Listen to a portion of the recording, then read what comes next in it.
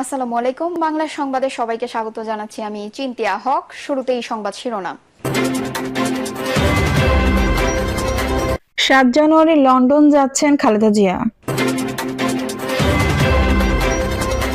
নির্বাচন নিয়ে অধৈর্য হওয়ায় সংস্কার ব্যাহত হচ্ছে বলেন আসিফ মাহমুদ। আওয়ামী লীগের নেতৃত্বে নির্বাচনে অংশ নেওয়া ভুল ছিল বলেন মাহিবি চৌধুরী। এবং সর্বশেষে জানাবো, বিরূপ পরিস্থিতিতে সংসদ নির্বাচন বন্ধ, আবারও ক্ষমতা পাচ্ছে ইসি। দর্শক, শুনছিলেন সংবাদ শিরোনাম, এখন বিস্তারিত।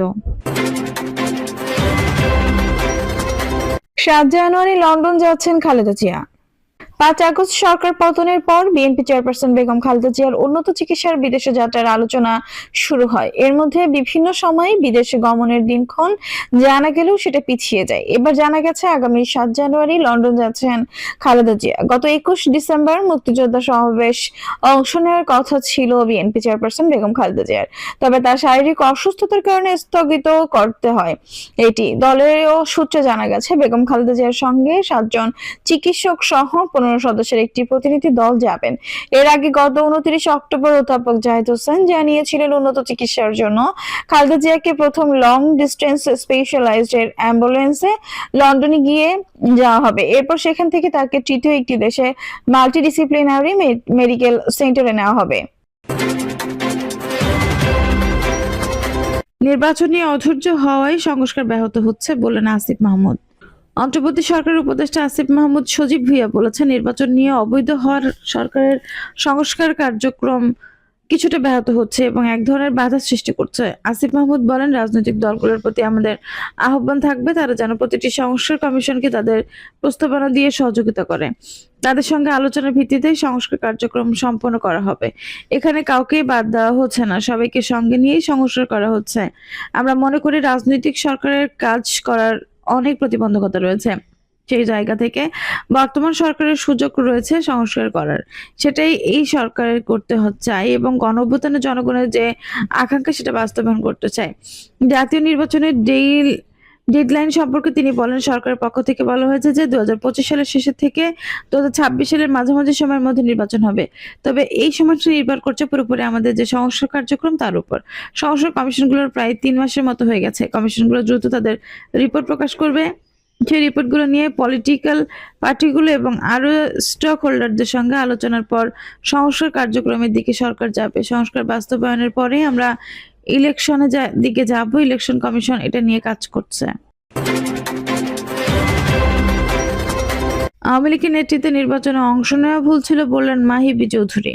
দলীয় আদর্শের সঙ্গে সমঝোতা করে ২০১৮ সালে আওয়ামী লীগের নেতৃত্ব মজোটের সঙ্গে নির্বাচনে অংশ নেওয়ার সিদ্ধান্ত ভুল ছিল বলে মন্তব্য করেছেন বিকল্পধারা বাংলাদেশের মুখপাত্র ও প্রেসিডিয়াম সদস্য মাহিবি চৌধুরী। তিনি বলেন, এই ভুল সিদ্ধান্ত গ্রহণের দায় দলের মুখপাত্র হিসেবে আমি স্বীকার করে নিচ্ছি। মাহিবি বলেন, এই রাজনৈতিক পদক্ষেপের কারণে আমরা এবং বিকল্প ধারায় ভাবমূর্তির উপর নেতিবাচক প্রভাব পড়েছে। দলীয় নেতৃত্ব ও বিকল্প ধারায় নেতৃত্বাধীন যুক্ত ফ্রন্টের অন্যান্য শরিক দলের রাজনৈতিক নেতৃত্ব তৎকালীন বাস্তবতায় বিচারে মহাজোটে শরিক হয়ে নির্বাচনে অংশগ্রহণ করার সিদ্ধান্ত হয়। পরিবর্তন প্রত্যাশী অনেকে তরুণ এবং সংস্কারপন্থী নাগরিকরা তাদের দলের আমার এই পদক্ষেপকে সুবিধাবাদী পদক্ষেপ হিসেবে বিবেচনা করেছে। ফলে আমরা নেতৃত্বের প্রতি আস্থা এবং দলের জনপ্রিয়তা হ্রাস পেয়েছে। আত্মসমালোচনার মাধ্যমে ভুল থেকে বেরিয়ে এসে বিকল্প ধারায় আদর্শকে সমুন্নত করতে না পারলে বর্তমান প্রজন্মের কাছে বিকল্প ধারা প্রাসঙ্গিকতা হারাবে বলে সাবেক এই সংসদ সদস্য মাহি দাবি করেন। বিকল্পধারা বাংলাদেশ ২০২৪ নির্বাচনে অংশগ্রহণকারী একমাত্র দল যারা আওয়ামী লীগের সঙ্গে আলোচনা কিংবা সমঝোতার চেষ্টা করেনি। যদিও সেই সময় বিভিন্ন গণমাধ্যমে খবর বেরিয়েছে বিকল্পধারা আওয়ামী লীগের সঙ্গে আসন সমঝোতার চেষ্টা করে সফল হয়নি, যে কারণে ২০১৮ সালে একতরফা প্রহসনমূলক নির্বাচনের অসম্মানজনক বিজয়ের চাইতে ২০২৪ সালে পরাজয় আমাদের কাছে অধিকতর সম্মানজনক ছিল। মৃত্যুর ৩ সপ্তাহের পূর্বে ১৬ সেপ্টেম্বর দলের প্রতিষ্ঠাতা অধ্যাপক বি চৌধুরী ৯ দফা নির্দেশনা দিয়েছিল বলে জানিয়েছেন মাহিব। বলেন, তার নির্দেশনা ছিল প্রজন্ম পরিবর্তনের মাধ্যমে প্রতি ২০ বছর অন্তর গঠনতন্ত্রের ব্যাপক সংবোধনের মাধ্যমে আনুষ্ঠানিকভাবে পরবর্তী প্রজন্মের কাছে বিকল্প ধারার দায়িত্ব হস্তান্তর করতে হবে। ৩টি দর্শনের ভিত্তিতে বিকল্প ধারা পরিচালিত হবে। প্রথম দর্শন হবে আধ্যাত্মিকতা, রুহানিয়াত হবে। বিকল্প ধারায় দর্শনের মূল ভিত্তি স্রষ্টা ও সৃষ্টির সাথে সংযোগ স্থাপন এবং অহংকার থেকে মুক্তি অর্জনের চেষ্টার মাধ্যমে সংগঠন পরিচালনা করতে হবে। দ্বিতীয় দর্শন হবে প্রজন্মের আকাঙ্ক্ষার প্রতিফলন থাকতে হবে। চূড়ান্ত গন্তব্য হবে সামষ্টিক জাতীয় সুখ। রাজপথের ন্যূনতম দৃশ্যমান রাজনৈতিক সংস্কৃতি গড়ে তুলবে বিকল্প ধারা। বিরূপ পরিস্থিতিতে সংসদ নির্বাচন বন্ধ, আবারও ক্ষমতা পাচ্ছে ইসি। তফসিল ঘোষণার পর যে কোনো পর্যায়ে জাতীয় সংসদ নির্বাচন বন্ধের ক্ষমতা আবারও নির্বাচন কমিশনের হাতে ফিরতে চাচ্ছে। এই ক্ষমতা পেলে তফসিল ঘোষণা থেকে ফলাফলের গেজেট প্রকাশ পর্যন্ত সময়ের মধ্যে বিরূপ পরিবেশ তৈরি হলে পুরো নির্বাচনে বাতিল হতে পারবে ইসি। বাতিল করতে পারবে ইসি। এজন্য গণপ্রতিনিধিত্ব আদেশের আরপিও 19A উপধারা সংশোধনের সুপারিশ করার বিষয়ে একমত হয়েছে নির্বাচন ব্যবস্থা সংস্কার কমিশনের সদস্যরা। এছাড়া প্রার্থীদের হলফনামায় অসত্য তথ্য দিলে বা তথ্য গোপন করলে ওই প্রার্থিতা যে কোনো সময় বাতিলের ক্ষমতা পাচ্ছে ইসি। এমনকি সংসদ সদস্য নির্বাচন হওয়ার পরেও তা বাতিল করতে পারবে কমিশন। এটি সহ আরো কিছু ক্ষমতা ইসিকে দেওয়ার বিষয়ে সুপারিশ করতে যাচ্ছে এই কমিশন। 1 জানুয়ারির মধ্যে কমিশনের প্রতিবেদন অন্তর্বর্তী সরকারের কাছে জমা দেওয়ার কথা রয়েছে। যদি ইতিমধ্যে একটি প্রাথমিক প্রতিবেদন সরকারের কাছে জমা দিয়েছে কমিটি। সংশ্লিষ্ট সূত্রে এই তথ্য জানা গেছে। এই বিষয়ে জানতে চাইলে নির্বাচন ব্যবস্থা সংস্কার কমিশন প্রধান ডক্টর বদিউল আলম মজুমদার যুগান্তরকে বলেন, আমরা অনেকগুলো সংস্কার প্রস্তাব করার সুপারিশের বিষয়টি গুরুত্ব দিয়ে বিবেচনা করছি। এর মধ্যে নির্বাচন বাতিলের ইসির ক্ষমতা বিষয়টিও রয়েছে। তিনি বলেন, ওই ক্ষমতা যখন কমানো হয়েছিল তখনই আমরা প্রতিবাদ জানিয়েছিলাম।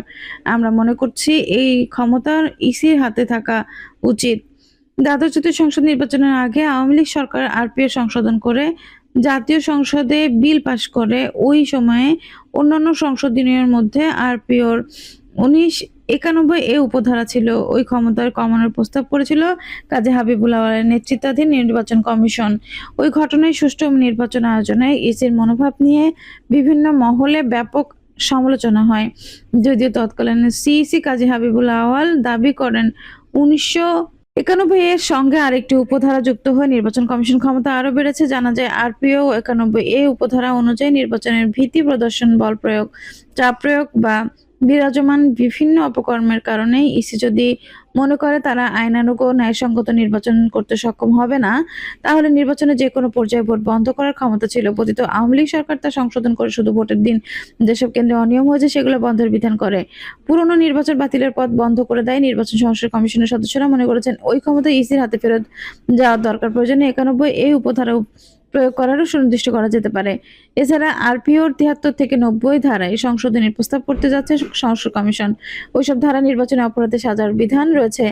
নির্বাচনী অপরাধ করলে রাজনৈতিক দল, প্রার্থী, নির্বাচনী ভোট গ্রহণ কর্মকর্তা এবং সাধারণ মানুষের জন্য পৃথক সাজার বিধান রয়েছে রাখার প্রস্তাব করা হচ্ছে। প্রশাসন কমিশন সদস্যরা মনে করেন সবার জন্য এই ধরনের সাজা দেওয়ার বর্তমান বিধান যৌক্তিক নয়। জাতীয় সংসদ নির্বাচন প্রার্থীদের হলফনামা জমা দেওয়া ও তথ্য যাচাই বিধান যুক্ত করার প্রস্তাব করতে যাচ্ছে এই কমিশন। বিদ্যমান আইনের প্রার্থীর 7 ধরনের তথ্য দেওয়া বাধ্যতামূলক। ওই তথ্য নির্বাচন কমিশন যাচাই করে না। প্রার্থীর মনোনয়নপত্র যাচাই বাছাই সংক্ষুব্ধ কোনো ব্যক্তি কোনো প্রার্থীর বিরুদ্ধে তথ্য গোপনের বিষয়টি প্রমাণ করলে তা প্রার্থিতা বাতিল করতে পারে।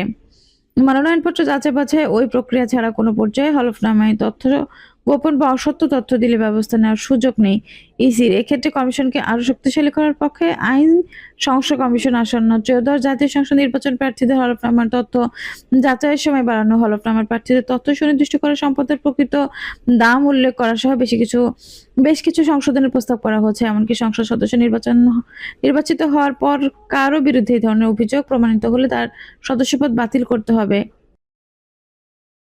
দর্শক, এই ছিল এখনকার সর্বশেষ সংবাদ। নিউজটি ভালো লাগলে অবশ্যই একটা লাইক দিন, কমেন্টে আপনার মূল্যবান মতামত জানান। সবসময় আমাদের পাশে থাকতে সাবস্ক্রাইব করে বেল বাটনটি অন করে রাখুন। ধন্যবাদ।